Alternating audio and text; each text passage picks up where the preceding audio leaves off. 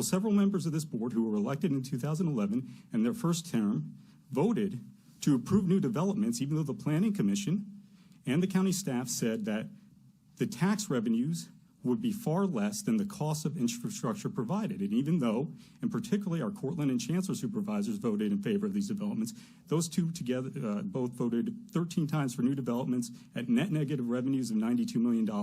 And now we're paying for them out of money that should go to our schools to fund our children's education. And somehow we're having to stand up here and advocate while you're raising taxes while simultaneously adding 18 or 19 new non-essential positions, including, I think one of them was like a marketing planner. Isn't that something that could maybe wait a year? I'm aware the Board of Supervisors has to approve budgets for many departments that may be considered more important or essential, like police and fire rescue, and that's completely understandable. I just want everyone in this room to understand that one day these students will be those police officers and firefighters. If we don't set them up for success now, how successful will they be as potential employees and future citizens? Well, you got to look at the older people here, okay? That's on Social Security, that's living in a home that was built in 1951. My husband's Social Security money went back into paying for his medical.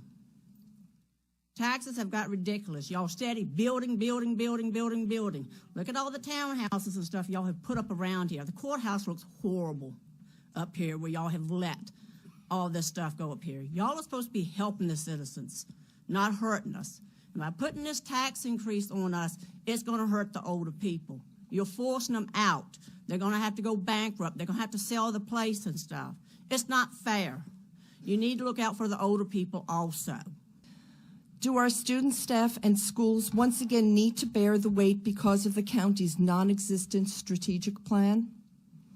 We see how expensive that can be when our deserving first responders and law enforcement reached a critical crisis last year. Outside of the budget cycle, substantial pay increases needed to be made, resulting in an additional $8 million in the budget. A strategic plan would never have allowed this to reach such a level of urgency. The writing is on the wall and the signs are all there that this is happening in the fields of education as well. Just ignoring or denying the problem will not negate its existence. It's time to lift your heads out of the sand, put aside your political agendas, and stop the finger pointing. It needs to be addressed now. My husband and I moved here to retire to Spotsylvania. We thought that this was the place. And now we're on fixed income, and these rates are going up and up and up.